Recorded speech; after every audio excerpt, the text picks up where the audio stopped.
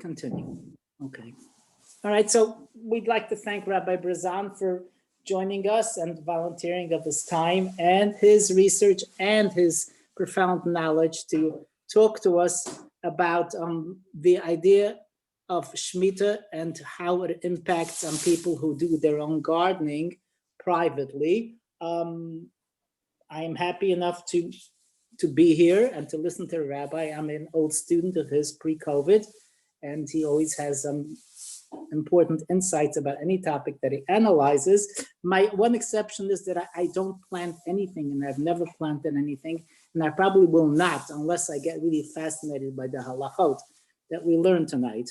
But I'm eager to learn, at least the Torah part of it. And this way I'm participating with friends who do plant, so that gives us an extra link. So we're gonna have the rabbi speak, and then we will have questions. If you have questions that come up, please just jot them down, and then afterwards we'll have a chance. Chedva, is there a way for people to write in their questions so the rabbi can see them, or do we just want to wait? People can put their questions right in the chat at the bottom, and then they'll collect. The rabbi can look at them when he's comfortable, or we can read them off to him at the end and sort of collect them. So if people have questions in the middle, they can put them into chat or just wait for the end. Very well. Okay, and I guess at the end, when they do want to ask, you can deal with the unmuting, right? Okay, thank you very much. Rabbi, please. Okay, thanks. And welcome to everyone, and thanks for welcoming me. The mitzvah of Shemitta, if we could go back to the Torah itself. Okay, if people can please unmute themselves with the exception of the rabbi, that would be helpful.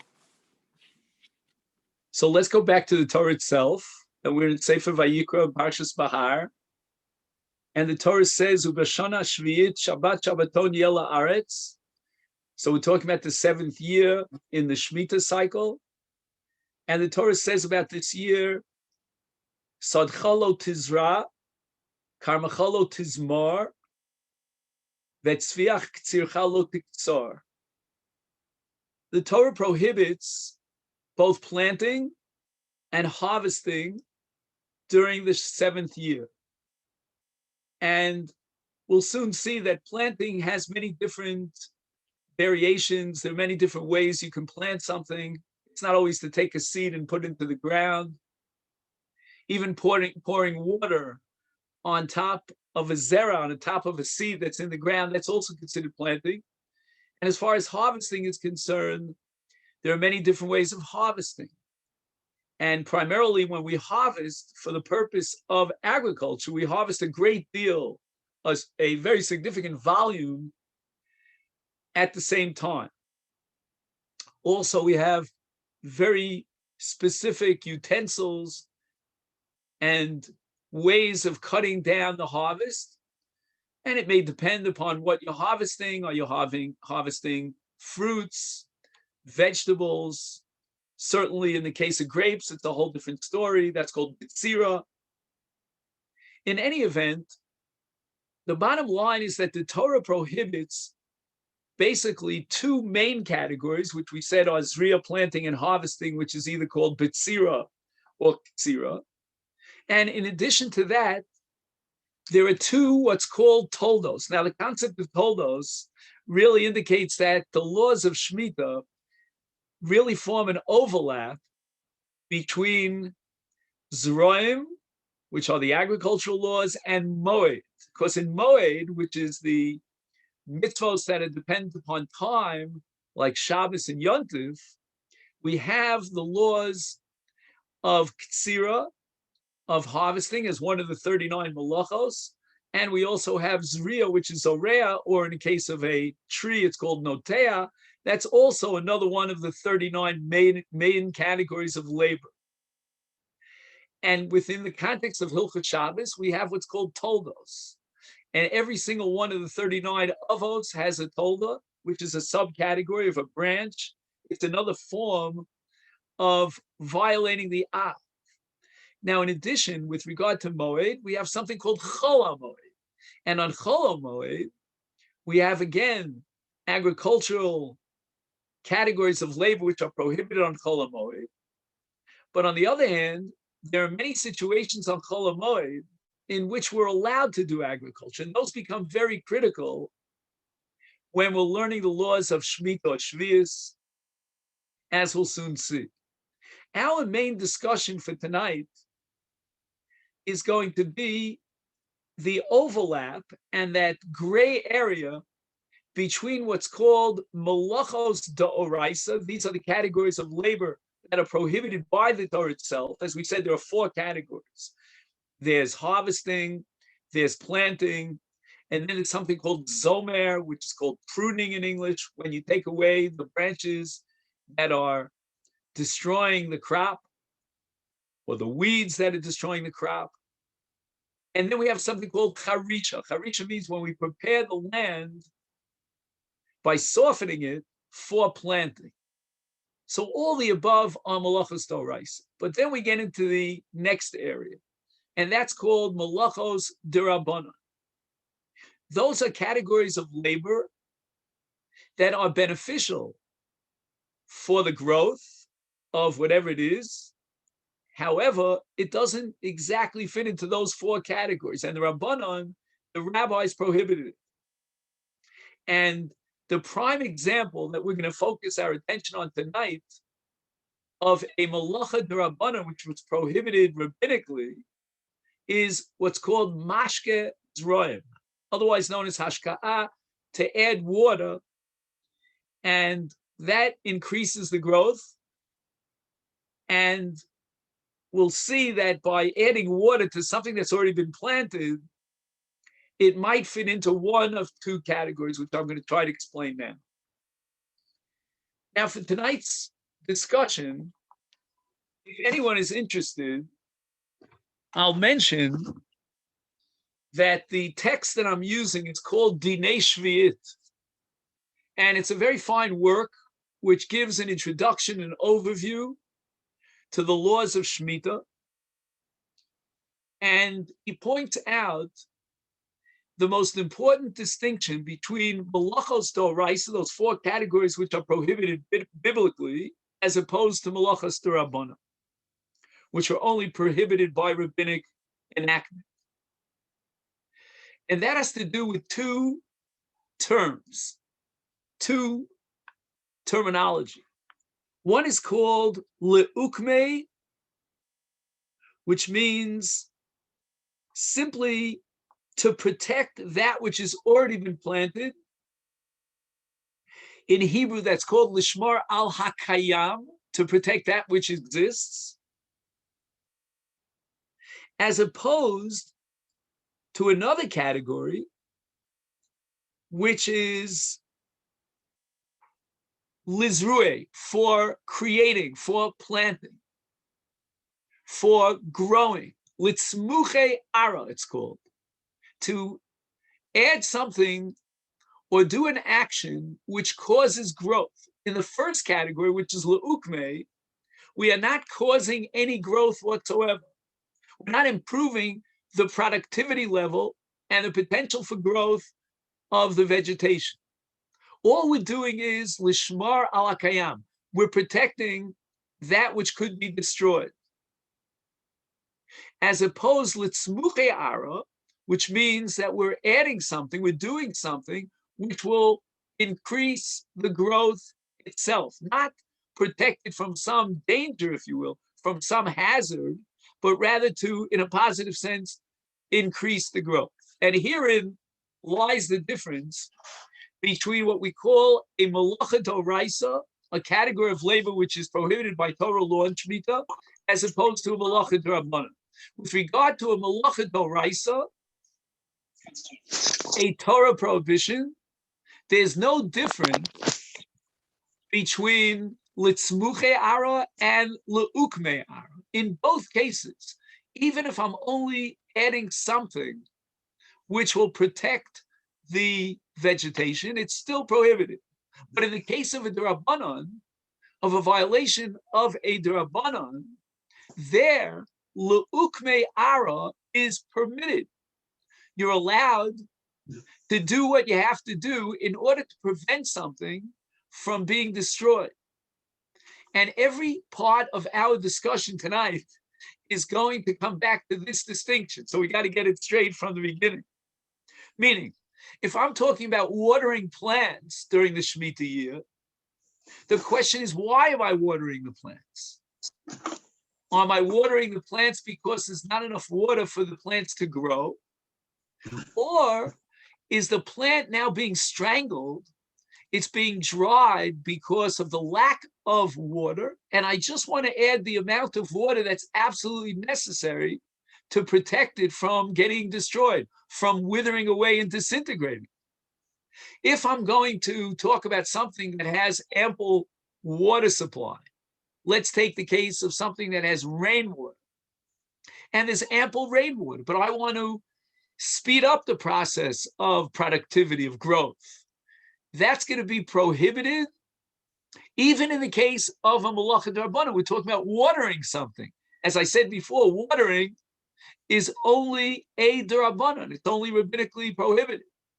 But if I'm talking about a case where I have a growth and, there is a problem because there's no rainwater, it's a drought season, and I have to add water because otherwise I'm going to suffer a tremendous loss and the plant or the growth is going to be destroyed. That's permitted on Shvius. And that's based on, as I said, the overlap between Zroim, the agricultural laws of the ground, and Moed, the laws of Chol HaMoed, because on Chol HaMoed, you may remember that one of the categories of labor that's permitted on Chol HaMoed is called a Dover HaAvud, which means I'm allowed to do on Chol HaMoed whatever is necessary to prevent financial loss. And as we extrapolate from the laws of Chol HaMoed to the laws of Shvius, we get to the level of a D'Rabbanan, of a secondary malacha, not the primary malachas. The primary malachas, this whole distinction doesn't apply. When we get to the secondary rabbinic malachos, like watering, here's where we ask the following question: why are you watering your plant? Now, in a situation where the plant is in a state of threat, of danger, it's going to wither away. There's no source of water. And you have to add water just to keep it alive. Now we're going to say the following. If there's water coming here and there, but it's not enough water, you're allowed to add on Shvius the amount of water, and I'm talking in an outside garden. We're not up to flower pots and things like that on the inside of your house or in the balconies. We're talking about out in the fields.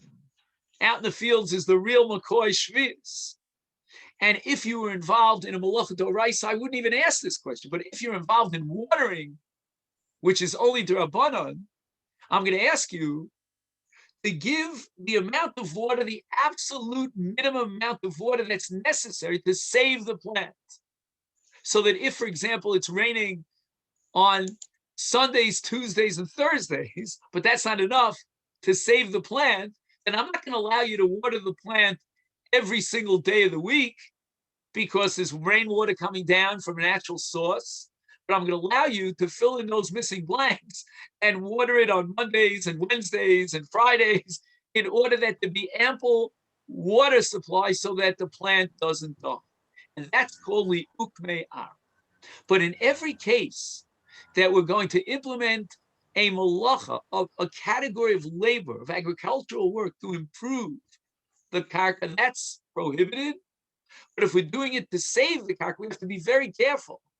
And we have to think this all out. And maybe we need an expert gardener to help us out with this. What is the absolute minimum that I need to do or I need to add to this growth in order to guarantee that it doesn't wither away and die, that I'm preventing myself from a loss?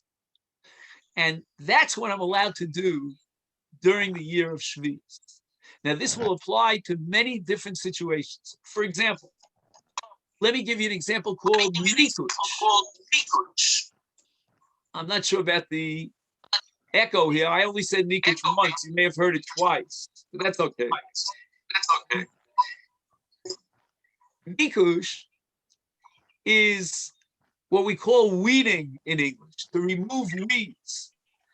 Now, if there are weeds that are strangling the growth, and it's going to be a terrible loss because the growth, is not going to be able to survive without nikush, then once again, we're going to allow you to do nikush because it's not one of the big four. It's not a malacha doraisa, for the sake of leukme, in order to prevent this growth from being strangled and dying. But once again, the warning here is that you do the minimum amount of nikush that you absolutely have to do. For example, if you have a choice of doing nikush with the normal classic kalim, those utensils that are usually used by the farmers in order to weed out the kotzim or any sort of weeds, then see if you can avoid that by simply pulling out the weeds with your hand. And this is based on a conceptual concept called dechuya as opposed to hutra. I'm not going to get off on a tangent on that. That would take us an hour. But what it means is that we're only allowing this out of absolute necessity. It's not like the Torah says, carte blanche, do whatever you want. It's an absolute permission. It's only what you need to keep the plant alive. And what that means is that the nikush should be done in the most subtle way, as opposed to the most obvious way. The halacha is going to ask that you do it slowly, not as a farmer would normally do it in one fell swoop. And this is what we call le'ukme ara. It's going to apply, for example, to fertilizers, which is called zibul, miloshen zevel. Zevel is when you add fertilizer. Now, why are you adding the fertilizer? It would seem, in most cases, that you're adding fertilizer to expand and increase the volume of productivity. That's prohibited on Shvius Midrabanan. However, if you're doing just the barest minimum of fertilizing in order to protect the tzemach, the growth, from dying, from withering away, that is okay. That is mutar. Now, what I want to discuss with you at this point is taking care of gardens. Okay. So we're going to say the following, that if you want to plant in your gardens during Shvius, or if you want to harvest in your gardens during Shvius, if you want to, for example, till the land, all that is doraisa. That's a real malacha. And although, again, this is another topic that has to be addressed at a different time, although bisman hazeh, we're not yet ready for Shvius doraisa, the whole institution of Shvius is rabbinic, but nevertheless, we're going to treat Shvius as if it were prohibited midoraisa. And Amir Hashem, in the short amount of time in the future, we'll see that happening. If they allow, if they open up Ben Gurion Airport. Anyway, so when we treat Shvius bisman hazeh in our time, we're going to treat it as if it were doraisa, and therefore those rabbinic prohibitions will apply. And certainly, if you're dealing with the big four, as I mentioned before, whether it's planting or harvesting or hoeing the ground, tilling the ground, or cutting off branches, which is called zomer, all those are prohibited during the years of Shvius. And one of the discussions, which we may get to tonight or we don't, is let's say you share a garden with a number of different families in an apartment building, there's a garden outside, and not everyone in the building is interested in observing the laws of Shvius. And they tax you to pay for the garden, who's planting, who's harvesting, who's tilling in the garden. That's an issue. And the contemporary poskim have to deal with that. What do you do in such a situation if they force you, the Vada Bayit forces you to chip in, and now you are inadvertently, whether you like it or not, you are now paying someone to violate the laws of Shvius. But let's talk about Durabanans. You're not planting in your garden. You're not cutting down any trees in your garden or anything of that sort. But you just want to keep the garden up and running. You want to prevent any sort of loss of significance to the growth in your garden. And again, we'll get to flower pots a little bit later. Let's just talk about the land itself, gardening in the land. So once again, the principle remains the same as we said before. Kol malachos hasuros b'shnas hashmita min haTorah asuros afilu meim bos lahatzil es ha'etz o etz ha'peros. All doraisas, planting, harvesting, tilling the land, those are all prohibited, no matter what your purpose is, even if it means that the fruits will die, the zrayim, whatever is growing, will die. However, malachos dirabanan, mutaros, are permitted out in the garden during Shvius, kedei limnoa hezek nikar, if it's necessary to engage in those malachos, those labors, in order to protect the growth from a serious, obvious loss. However, yesh litzamtem, we should try to minimize the amount of labor that we're putting in. So again, as I said before, instead of bringing down the waters every other day, we should do it whatever's necessary. If it's once a week, would suffice. In a case of irrigation, for example, if you can use a machine to irrigate the garden, and this is true for farmers out in the field as well, use a machine, because when you use your hands, you are constantly, every second, involved in a malach. If you use a machine, you set it up, and the machine goes on its own. If you can pay a non-Jewish gardener to do the work for you, again, only for the sake of preventing the loss of what you have in the garden, then the best thing would be to pay a non-Jewish gardener to do this. But in the absence of any of those possibilities, there are no non-Jewish gardeners around, and there's no possibility of setting up a machine, and you have to do it yourself, with your yad, piece by piece, whatever you have to do in order to keep it alive, whether it's watering, whether it's fertilizing, whether it's cutting down weeds that threaten the growth, all those are going to be permissible during Shmita for the sake of li'ukmei ara, in order to keep from a loss of that which is grown. Okay.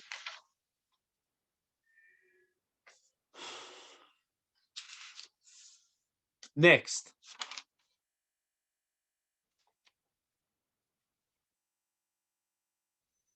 Let's talk for a minute, or a few minutes, I should say, about flower pots, which is called in Hebrew atzitz. And here we have to go back to the Torah again. What is the status of growth where you take soil and instead of planting in the ground itself, you plant in soil that has been lifted from the ground and is now in a utensil? It's in a receptacle. Do we view that growth as if it were coming from the ground? And here we have the following distinction, which we'll have to keep in mind for the next few minutes. There's something called otzitz nakuf, which in English translates as a perforated flower pot, a planting plot. So this has one hole in it. It doesn't matter how large this hole, 1 millimeter of a hole, such that even a small branch could penetrate through that hole and connect to the ground. That's called an otzitz nakuf. That has the same identical status as something that's in the ground itself, because in the view of our rabbis, once there's a nekev between the ground and the plant inside the pot, the plant is nourished from the ground, magically. However, if it's an otzitz she'eno nokuf, and it's not perforated, it's absolutely flat on the bottom with no holes in it. I went out just recently to my little garden here, and I checked it out. And there are different types of flower pots. Even in the house, I found that there were two different flower pots. One had a nekev, one had a hole in the bottom, one didn't. Now, the status of a flower pot, which has no perforation, eno nakuv, is totally different than that of a flower pot which is nakuv.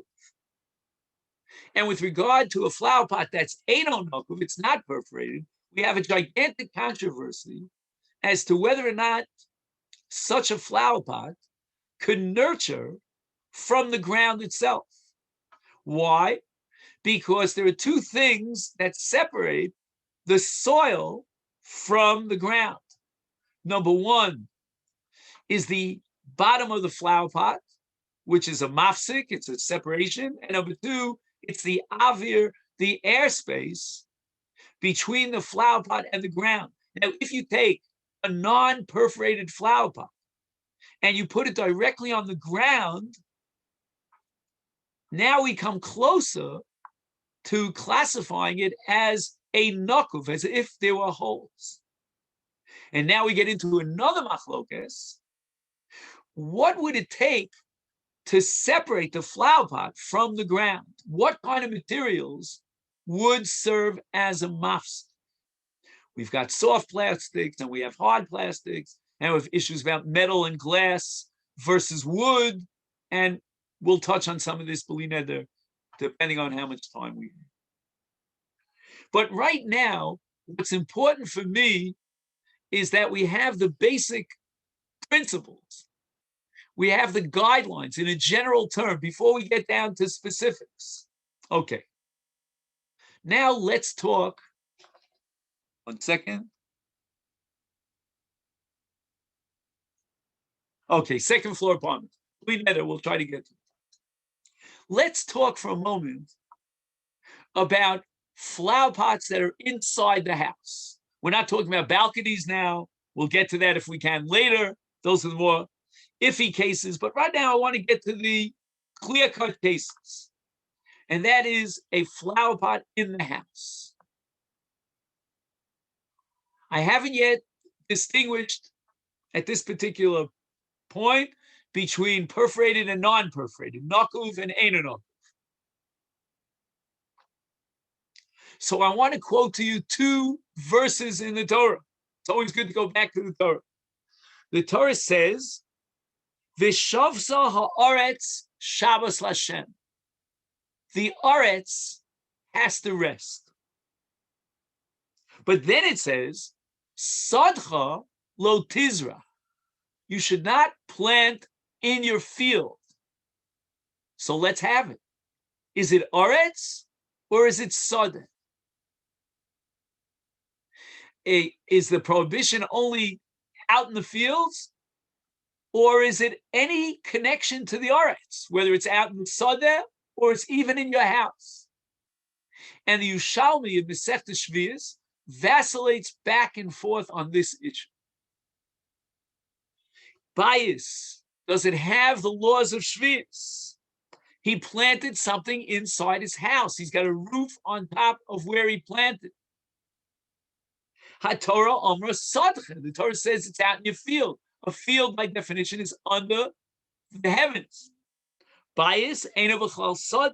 O Dilma, or shall we say that since the Torah says V'shavsa Aretz Shabbos Lashem, Aretz includes ground, even if it's inside your house. It's not a sadeh, but it's aretz, and therefore bias is considered an aretz. And unfortunately, the Yerushalmi comes to no conclusion about this. So the poskim come along and they say the following: that on the one hand, since the Yerushalmi comes to no conclusion, we're going to have to take the high road, safek l'chumra, and we're going to have to be more careful about that which is growing in the house, because perhaps it's considered Aretz. And this despite the fact that, as we said before, there's a ritzpah, there's a ground, but we'll talk about it. However, although we're taking the chumrah here, nevertheless, it still remains something that's doubtful. And how does that play out la'alocha in a practical sense? Let's talk about the case of an otzitz she'eno nokuf. You remember, just to review, that if the flower pot is perforated, even one hole on the bottom, then we assume that it nurtures from the ground.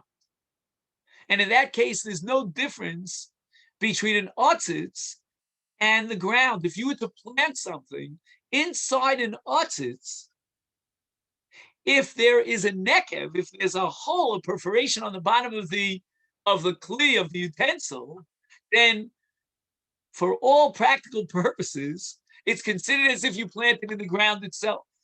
The only thing is that the ground is now the ground without a soda and a bias. So you get back to that suffering. But one thing is clear. There's no difference between a non-perforated, there's no difference between a perforated flower pot and the ground itself. So for example, let's say I have a flower pot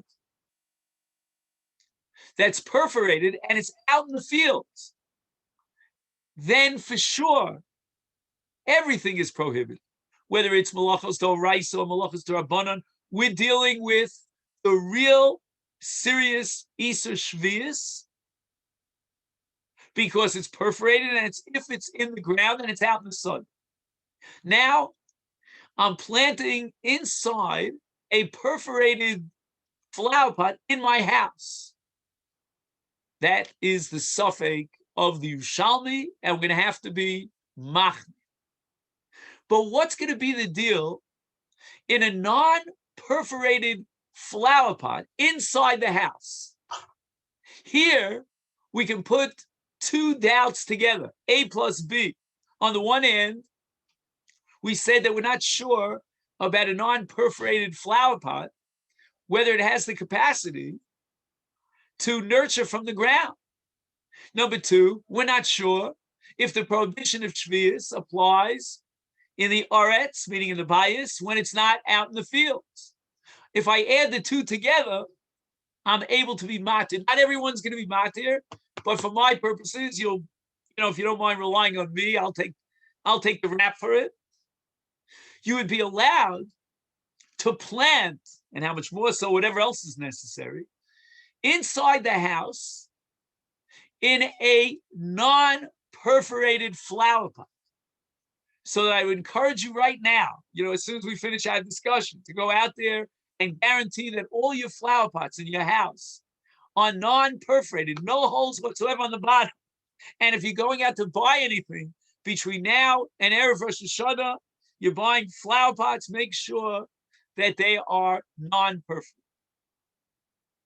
But you'll say to me, Rabbi, I've got a bunch of flower pots here that are perforated. I got some beautiful plants, gorgeous. I got hadassim growing in a perforated flower pot.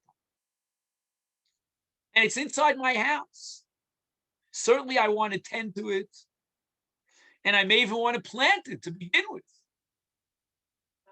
So here, we need to get into that question that I hinted at before about a mafsik. And I take a perforated flower pot and make it into a non-perforated flower pot. Obviously, I can transfer all the soil, but I'm not talking about that. And here the halacha differentiates between two categories of growths. One is called Rav Shnati. Rav Shnati means, just keep it up there if you can. I just want to finish my train of thought. Don't put it back up. I'll read it in a second.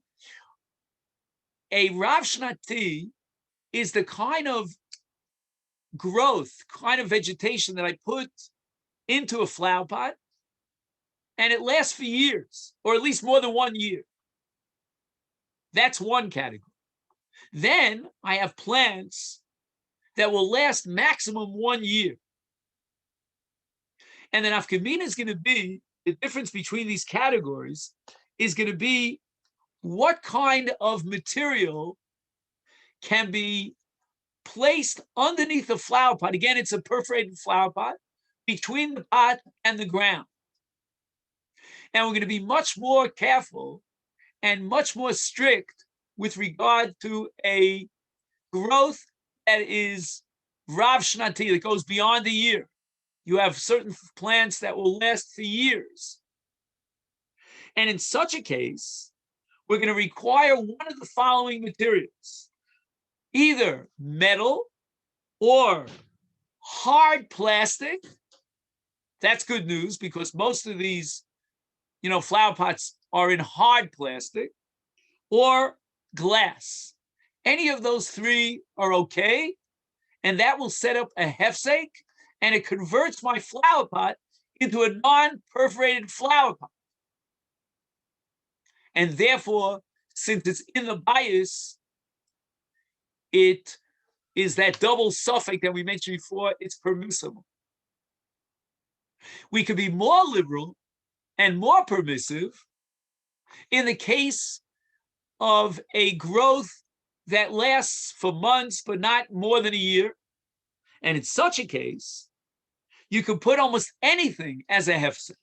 Put down pottery, put down wood, and how much more so metal and glass and so forth and so on. However, to finish this paragraph, we have to add one proviso. Because I took a look at my flower pot here in my living room, and guess what I found? And you might find that in your living room as well.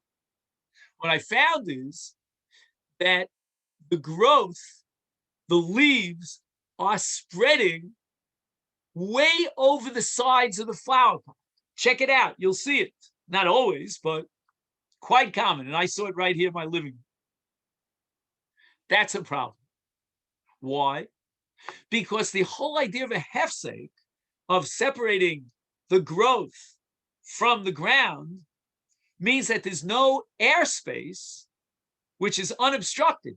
The moment I have airspace that's unobstructed between the ground and that which is inside the flower pot, I have a problem.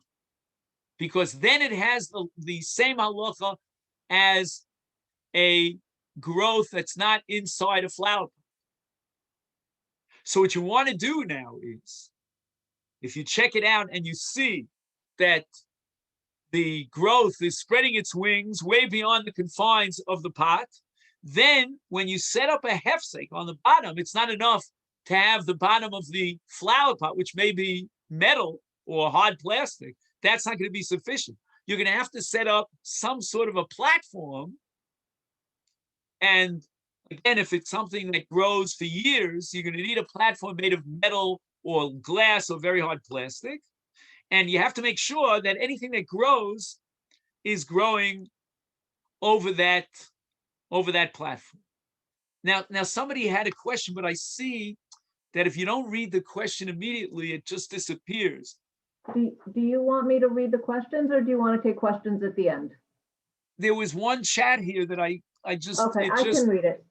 Do you want to just take questions at the end? It says if there's a non-perforated pot on a wall outside, not near the ground, on a second floor, what would that be? On the second floor, There's right. also a question about outdoor pots with a hole, but they're on tile, not on the ground. Right. Okay, so let's go slowly. One question that I want to address, which will touch on these questions, is the following. Can I change the status of a flower pot? So for example, and it works in two directions. Can I take a flower pot that's outside and bring it inside? So in other words, as is, there's no roof over the flower pot. Can I bring it into my house under the roof and change its status, or vice versa? Is there a problem in the case where I have a flower pot indoors and let's assume it's not perforated. And now I want to take it outdoors. And here I want you to follow the logic. In one case, it's permissible. In the other case, it's prohibited. Which direction? If I'm taking a flower pot from the inside and I'm bringing it outside, now it's underneath the sky, that's prohibited. The very moment that I bring it outside and there's airspace between the flower pot and the rains coming down, I've done an act of zriya. I know that sounds wild. What did I plant? I didn't plant anything. I just moved my pot. But that's called zriya because zriya means anything that enhances the planting. If, on the other hand, I want to take a flower pot that's out there and bring it inside in a place where left alone, it'll just die because there's no rainwater coming down on this pot, that is permissible. Why? Because here, I'm not doing an act of zriya. On the contrary, I am impeding the zriya. So that's not prohibited. Now, we're going to discuss second floor apartments. We'll talk about tiles on the floor, and we'll talk about balconies, liminaeum, different types of balconies. First, let's understand that since this situation, which I described, in which you have a flower pot that is on the ground, and there's a magic here that the flower pot is being nurtured by the ground itself. And therefore, the poskim say that we're not 100% sure that by covering the ground with whatever substance that you have, that is not part of the ground. You see, halacha works with definite categories. For example, in the Beis Hamikdash, you have a floor, a stone floor. That's called the Ritzpas HaZorah. And the Ritzpas HaZorah has the same status as the ground below it. I don't want to get off on a tangent. There are many things to say about that. But so given this situation in which you have an otzitz, and the otzitz is absorbing from the ground, now, it doesn't matter whether the ground is made of X, Y, or Z. It could be made of tiles. It doesn't matter because, again, that's called absorbing from the ground. But if, on the other hand, I have an otzitz she'eno nokuf, now, if it's in the house, I can add these elements into the equation. Number one, I have a non-perforated otzitz, which itself separates the ground from the soil in which the plant is growing. And number two, I also have a ritzpah. And I can add this element into the equation and say, well, if I have both ritzpah on top of the soil and I have a non-perforated flower pot, so then even if I want to go l'chumrah, and I want to say, let me take the strict view that even a non-perforated otzitz can somehow absorb the nurture from the ground. But here I'm in the bias, and in the house we said is a suffix. We don't know whether or not the Torah stipulates it's got to be sadcha out there in the field. Add to that it's an otzitz she'eino nokuf. And even if you want to be machmir in an otzitz she'eino nokuf, let's add to the equation that there's a ritzpah, a tiled floor. So I don't really need to indicate that because of the tiled floor, I'm allowed to do this. If, on the other hand, I'm dealing with a perforated otzitz, then I'm going to go l'chumrah. I'm going to take the strict view on the question, the issue of the Yerushalmi. I'm going to assume that this is considered aretz, which the Torah says is prohibited, and that's going to be us. Now the question is, what if I'm on the second floor? So the poskim say the following. We're going to be more lenient on the second floor than we would on the ground floor. But we still have to make sure that we cover our bases. We have to talk about an otzit sheino nakuv, and we have to talk about the fact that it's in the bias.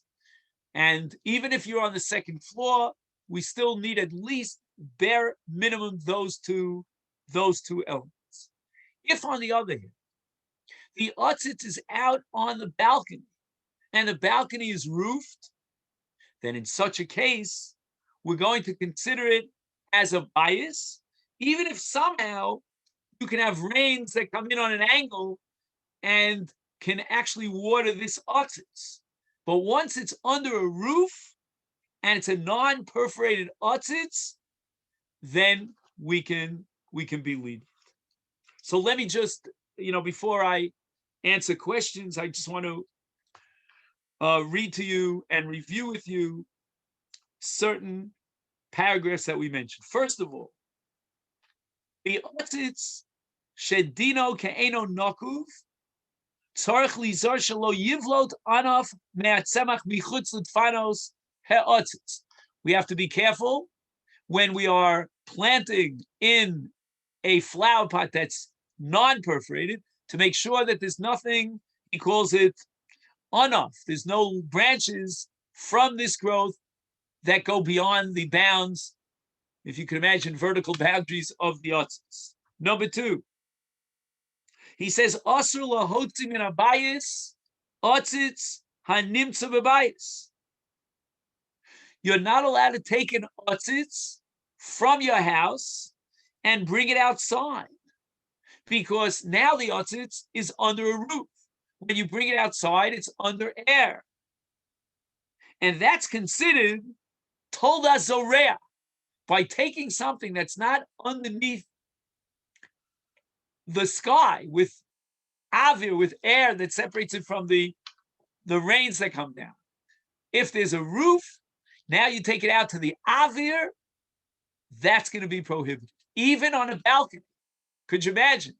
I want to take my otzitz from my living room and bring it out to my balcony. If the balcony is not roofed, now we have avir, and that's considered an act of zeriah. I don't even have to take it out to my garden, and it's already considered as if I planted. Now, what if I want to set up and transform an otzitz nakuv to an otzitz she'eno nakuv? I need some sort of chatzitza. I need to separate the otzitz from the ground, and as we said before, the various possible materials that can be used. Now, you tell me what you want to do at this point. We can talk a little bit more about gardening, and we can answer questions, or we can use the amount of time that we have left to discuss when and how we're allowed to pluck fruits during Shvius. I throw the ball into your court at this point. I will give my personal opinion. If anybody has a specific question to review about what was just mentioned, you could do that now, but I know certainly for me, the fruit is relevant. I see a few faces here that I know that may be relevant for them as well. But I do see one question here that did come up. It says, what about pottery pots? So I know that for me as well, and somebody else here also, I guess, has a heavy ceramic pottery pot. I know the ones we have are perforated, but they have another plate underneath, a heavy ceramic or pottery plate. And I don't think that was one of the materials. Pottery plates are perfect in the case of a plant that is just for this year. It'll last up to a year. The post can put the stopping point a year. If you have something that's Rav Shnati that goes beyond a year, then pottery is not sufficient. Why? Because the principle is that the roots break through that hefsek, and then they nurture from the ground.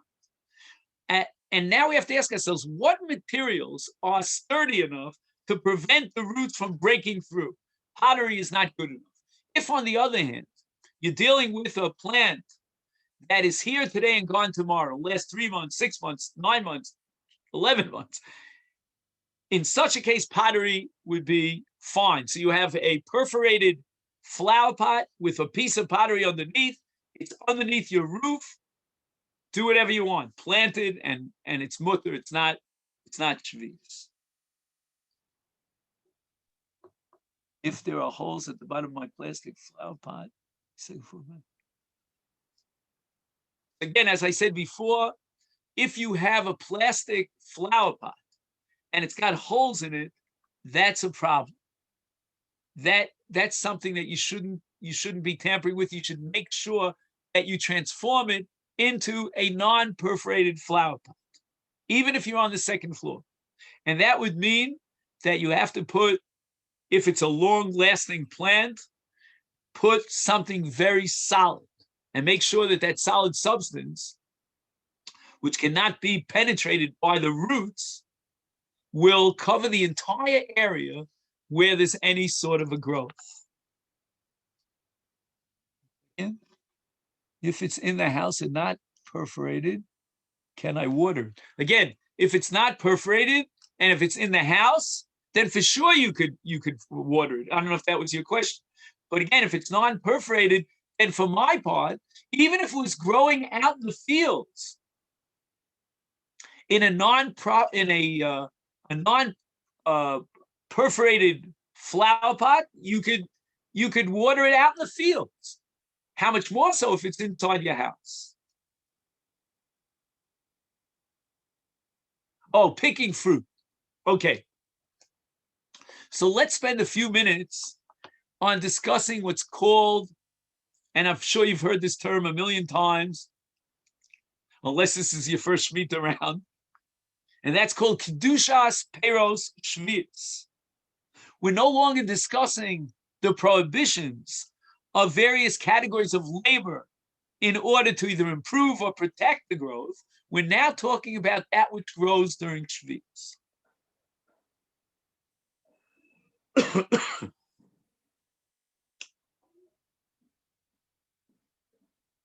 So let me discuss with you just that my purpose now in the next few minutes is to make sure that we're all oriented in the terminology and the concepts that are so relevant to Shvius, because you're going to go to the supermarket during the year of Shvius, and this could be relevant even during the year of Shminis, the 8th year, and you're going to see all sorts of signs.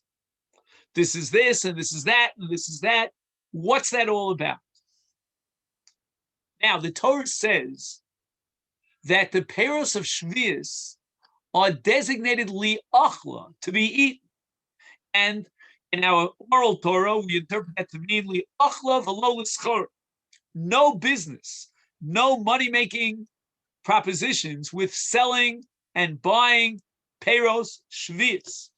In fact, there's a gigantic controversy between the Beit Yosef, that's the Machaber, the Shulchan Aruch of Yosef Cairo, and the Mabit, who was a great scholar in this area of agricultural law. He was a contemporary, and they battle it out. What do I do with the fruits that grow during Shvius? They're endowed with peros Shvius. I know I'm not allowed to do business with them. What do I do with them? And the answer is, you make them hefker. Well, that's only true according to the Beit Yosef. The Beit Yosef, Rav Yosef Karo, understood you have to make them hefker, which means you have to gather together 3 people and make a declaration in their presence. I am hereby making all my fruits of Shvius ownerless. And the Mabit disagrees because the Gemara uses the term Shvius is afkata de malka, which means that the Melech, the king himself, the Almighty, has made it hefker. He's declared it hefker. It's hefker. It's ownerless, whether you like it or not. There's no need to go through this extra acrobatics of declaring it hefker. However, the poskim say that if you want to be nice about it and you're going into someone's field, which you're allowed to do during Shvius, to pluck their fruits, you notify the person first. That's an ethical consideration. Tell him you're coming in to he's not allowed to lock up his gates, and you coming in, notify him so he knows that you're not a burglar or someone who has no rights to take Peiros Shvius. Now, under what circumstances can I purchase in the grocery store, in the supermarket, that which grew during Shvius? I am at least, at the very minimum, abetting in a crime. I'm like a fence because he's selling it to me. He's making a profit. And the Torah says, li'achla v'lo l'schor. So here we have a gigantic controversy, which to this day is going to split the community of Israel into two. I call it Yerushalayim versus Bnei Brak, because Yerushalayim follows the view of the Mabit, and in Bnei Brak they follow the view of the Chazon Ish. And the issue is Peiros Chutzlarts or Yibul Nachri, Yibul Chutzlarts. If, let's say, again, we don't know how to do this, but I sell my field to a non-Jew, or I import vegetables, fruits, and so forth from Chutzlarts. And here in Yerushalayim, the minhag has evolved that we will rely on these heterim. Outside of Yerushalayim, in Bnei Brak, for example, the Chazon Ish will only allow what's called Otzar Bezdin, and you have to know what that is. Otzar Bezdin means that the courts, so to speak, they supervise all of the work that's being done in the fields during Shvius. And although the Peiros have been sanctified with Kedusha Shvius, there was no schora. There was no violation of the prohibition regarding doing business. And what it means is that the owners of the field will make no profits. They'll just get paid to cover their expenses. Again, this is all very complicated how this works out, but just to get the concept. Now, there's a fundamental difference between import from chutzlarts, or if it's grown by the owner of the field who's non-Jewish, that's Yerushalayim, as opposed to Otzer Bezdin, which you'll see here in Yerushalayim as well, is that Otzer Bezdin means that the Peiros are sanctified with Kedusha Shvius. And what that means is you have to eat the Peiros, and you have to do your best to make sure that they don't go to waste. I remember a few Shemittas ago, they were giving out sacks of vegetables, and people were taking them by the sacks and paying peanuts for them. Not such a good idea, because what happens is if you don't have enough members of the family to consume that volume, that large volume, it's going to go to waste. And the Peiros Shvius are la'achla v'lo la'hefsek. You're not allowed to destroy Peiros Shvius.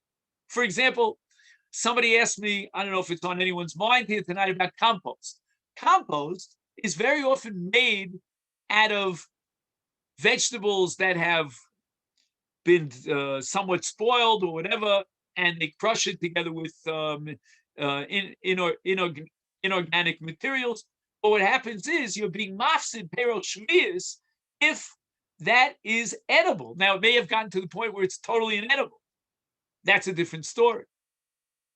But what we're going to have to do is, if we buy from Otzer Bezdin, and you can even get wine from Otzer Bezdin, you're going to have to be absolutely careful not to spill and not to waste any of that wine or any of that food stuff. What do you do if you're left with surplus? So you're not allowed to be mafsid, you can't destroy it. You do what's called grama. Grama means indirect action. So you put it in a bag and you leave it somewhere in the rubbish bin or wherever it is, and somebody else takes it away, but you didn't directly destroy the Peiros of Shvius. Now, if there's a garden that I mentioned at the beginning of our discussion tonight, that is b'shutafut, there's a partnership of many different flat owners in the same building, then what you have is a situation of private ownership, but it becomes hefker, whether or not he declares it hefker, which would have to be the Beit Yosef, and you may have people in the apartment building who refuse to declare, whatever grows in the garden as hefker. Or if you go with the Mabit, based on the principle that we mentioned, Afkata de Malka, whether you like it or not, it's hefker, it's ownerless, which would mean that anyone is allowed to take those fruits. In fact, hefker is part of an amase. That fruit that grows during Shvius is advantageous in a sense because you don't even have to worry about trumas and masras. But I have to tell you, Rabbi Osai, most of what I told you just now is not so practical because of another concept which is so fundamental called sfichen. What is sfichen? Sfichen are fruits, vegetables that grow, mostly vegetables. We have fruits. Let's focus on vegetables. Vegetables that grow during the 7th year. Now, if again it was planted and it grew during the 6th year, even if it increases its growth during the 7th year, it's called peroshvir, shishis. It belongs to the 6th year. But if most of the growth took place during the 7th year, such that you planted these vegetables right before Shemitta, then the status of those vegetables, even though they grow on their own, and even if you didn't do any action of tilling and so forth and so on, everything that you did was kedasu kedin, it's awesome. It is considered sfichen. Sfichen is a rabbinic prohibition that was enacted many, many centuries ago because there were a bunch of people who were saying that they didn't work the ground, the land, and in fact they did. And they're trying to conceal the fact that they had violated the laws of Shvius, because once you violate the laws of Shvius, and it generates an Easter in the produce. So they would claim, even though they knew very well that they had worked the land, that they didn't do it. It just grew by itself. And the Torah permits sfichen. Sfichen means that which grows on its own, when there was no violation of the laws of Shvius. So the Rabbanan said that what grows during Shvius is sfichen. Now you may ask, well, I don't understand. I went to the supermarket and there was a big sign, it has a big hechsher on it, whatever your favorite hechsher is, you choose one. And it's got a big hechsher and they're selling fruits that should be sfichen. So we have to know one thing. Fruits are not sfichen. Vegetables are sfichen. What's the difference between fruits and vegetables? Chazal were not afraid that someone would plant a tree, an orchard, and make believe that these fruits grew on their own and he didn't plant it during Shvius, because planting a tree takes years and years until generally speaking, till the fruit grows on the trees. So peros ha'ilon were not included in the Iser sfichen. However, if you're buying vegetables, then a very high percentage of the vegetables out there are sfichen. They grew during Shvius. They might not even hit the market until the 8th year, but they are sfichen, which have to be destroyed. There's nothing that you can do with sfichen, unless it fits into one of those categories that we mentioned before, that there was no kedushas karka. If you hold eish kidney liakum, it means that the ownership of a non-Jew removes the kedusha from that which grows from his ground, his land, even if it's in Eretz Yisrael. Or if we're talking about vegetables that are imported from Chutz La'aretz, or if you're talking about Otzer Bezdin, then you really have to know what vegetables are not called sfif. Okay, then, so that's what I gave you tonight, is a little bit of an overview, and my goal was twofold. First and foremost, to get oriented in the laws of Shvius and some of the terminology, some of the concepts. And secondly, to answer some of the specific questions that came up. So at this point, you heard me enough, and if there are any questions, now would be a good time.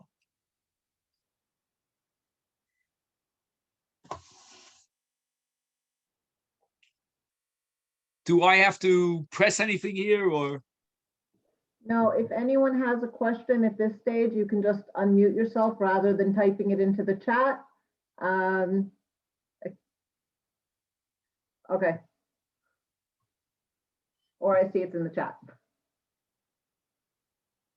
The trouble with this chat is it moves so fast. I don't know. It's like flashes, you know. I see that the first question that came up right now was, let me see if I can stop a little bit. Wait, we saw these. You can already. use the button on the bottom to open the full chat, and then you can just read all of the questions at any time. Okay, can you hear me? Yes. Yes, I hear you. I don't know who you're speaking Okay, to. no, okay, yes, I'm speaking to you, Rabbi. My question was, you mentioned the salience of a roof. Is a roof relevant even if I have a tile floor on my second floor balcony? If having a roof means that it then is able to get nutrients from the ground? Again, if it's a closed balcony, so we're not worried. The floor is made out of tile, but the roof is open. Oh, the roof is open? No, Yes. that's not good. That's not good. That's not good even if you have a non-perforated flower pot, because once you bring it out, that's called the avir, and the avir brings down the growth. It's now an active zrira. Got it. But if you have a closed balcony, that's your perfect example of moving something from either out in the garden, and I don't care what kind of growth you have, whether it's perforated, non-perforated, putting it under your balcony, that's a great thing to do. And you can do that at any time. And then the fact that it's open, the fact that the walls are open, that doesn't allow it to absorb. Unless, again, in a rare case, which I've never actually encountered, but maybe there are such cases where it's open on one side to such an extent that it's, the rains are just flowing into the balcony. Hopefully not. Hopefully not. That's okay. Thank you. If the pot has no hole in the bottom, the pot is on the concrete floor. Oh, so there's no hole. That's good. It's non-perforated. And it's on the floor of my apartment. So in such a case, we're going to say that you could be lenient. You could do whatever you want to encourage the growth of whatever is growing inside the pot, because number one, it's inside your apartment, and this would apply even if it's on the ground floor apartment. And number two, we're talking about a pot that has no hole, non-perforated. When you combine those two, then we could be lenient and we have no problem. Again, I'm not telling you that everyone would agree with what I'm saying. So you'll have to ask your local Orthodox rabbi, but I think it's very solid that if you have A plus B, it's inside the house, and number two, it's non-perforated, and it's not a problem. Non-perforated pot on a wall outside.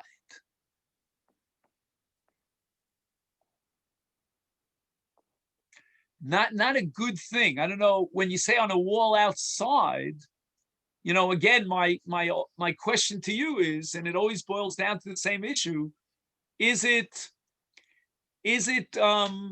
exposed to the air? Is it, is there rainwater coming down unobstructed? If there is, you got a serious problem. And then your question about, differentiating between a perennial plant or a yearly plant and all that, that's irrelevant, because, you've got something that's, for our purposes, like it's out in the sun.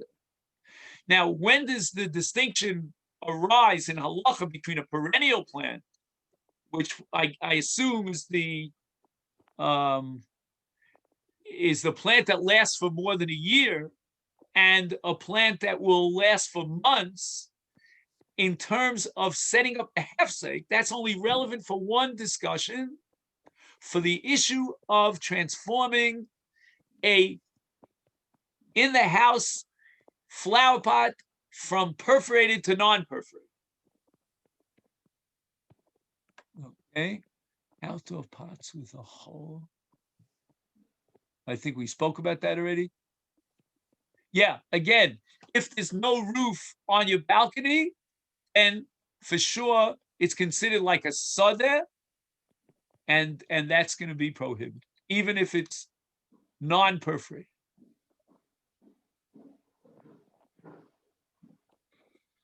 Okay, pottery pots. I think I discussed pottery pots, but let me go over it just in case you you didn't catch. The distinction between a perennial plant as opposed to a monthly plant that'll last for less than a year will be very relevant in the case of pottery flower pots. Why? Because if you've got a perennial plant that's going to last more than a year, a pottery pot is not going to be sufficient.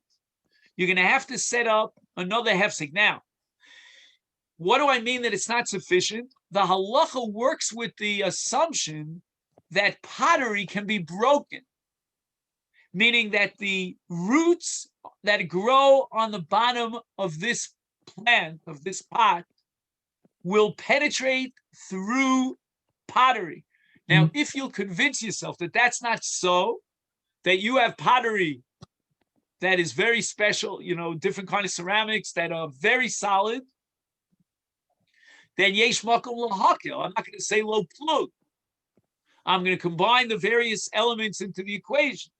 But as a general rule, you should, if all things are ideal, offer a hefsek, some sort of a platform below the pottery plot on which the pottery and anything that grows out of that pottery pot is, vertically connected to that, situated on top of that platform. So, All right. I just wanted to read off the last question, and I think that will have to be, unfortunately, the wrap up. Thank you, everybody. The last question that came in was just trying to understand if we already have, for those of us who already have plants that are outside, right? Let me just look at this again. If we already have pots that are outside, whether they do or don't have a hole, unless there's a roof, can we keep them going over this year? If we're assuming there's no roof. Surely, yes, you can keep them going, but only water them when it's absolutely necessary. Don't fool yourself into thinking, well, I'm going, like as if it were the 6th year of the cycle, I'm going to water it once a week. No. That's not going to go. That's not going to cut the mustard. Why? Because once it is out there under the sky, then it becomes sudden. Whether you like it or not, it could be in a pot. I don't care what kind of pot you have. It's out there in the sun. We have to be more careful.